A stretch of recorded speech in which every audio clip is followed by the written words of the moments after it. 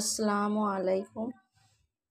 আসসালামু আলাইকুম। আপনারা কেমন আছেন? আশা করি আল্লাহর রহমতে আপনারা সকলেই খুবই ভালো আছেন। তো আজকে আমি আপনাদের সাথে খুবই সহজ সিম্পল গুড় কাঠি রেসিপি শেয়ার করব।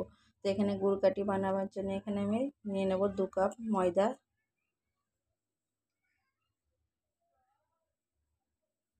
সামান্য পরিমাণে কালো জিরে, সামান্য পরিমাণে নুন, 2 চামচের মতো দিয়ে দেবো তেল।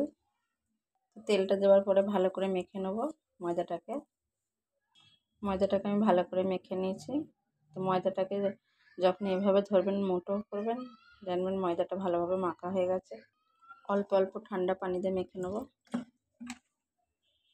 তো এখানে আমি ময়দাটাকে একটু শক্ত করে মেখে নিয়েছি। ময়দাটাকে আমি একটু ভালো করে আরও মেখে নেব। তো এভাবে আমি বড় বড় করে লেচি কেটে নিয়েছি। তো এখানে আমি বেলে নেব। তো এভাবে 4 সাইড থেকে কেটে নেব প্রথমে।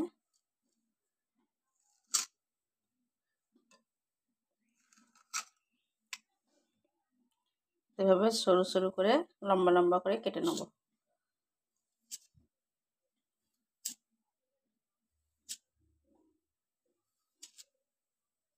তো এখানে আমি সবগুলোকে একইভাবে কেটে নিয়েছি লম্বা লম্বা করে।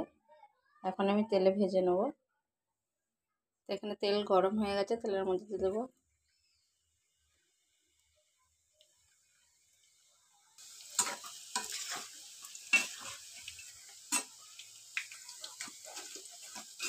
তো এখানে আমি লাল লাল করে ভেজে নেব। তো এখানে আমি কটকটিগুলোকে ভেজে নিয়েছি, এখন তুলে নেব। তো এখানে গুড় কাঠিগুলোকে এভাবে মুচমুচে করে ভেজে নিতে হবে। তো এখানে আমার ভাজা হয়ে গেছে।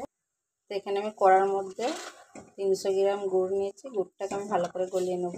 তো গুড়টাকে ফুটিয়ে ফুটিয়ে ঘনত্ব বানিয়ে নিতে হবে। তো এখানে আমি ফুটিয়ে ফুটিয়ে ঘনত্ব বানিয়ে নিয়েছি। এখন আমি দিয়ে দেবো গুড় কাঠি।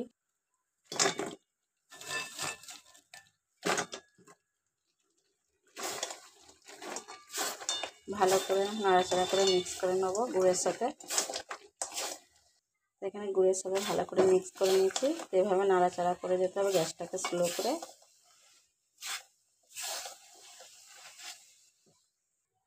তো গুড় কাঠিটাকে কন্টিনিউ এভাবে নাড়াচাড়া করতে হবে। এখানে আমি গ্যাসটা বন্ধ করে দিয়েছি। গ্যাসটা বন্ধ করে দিয়ে নাড়াচাড়া করে নেবেন 1 থেকে 2 মিনিট। তো এখানে গুড় কাঠিটা হয়ে গেছে, আমি একটা প্লেটের মধ্যে ঢেলে নিয়েছি। তো এখানে দেখুন গুড় কাঠিটা কতটা খাস্তা বা মুচমুচে হয়েছে।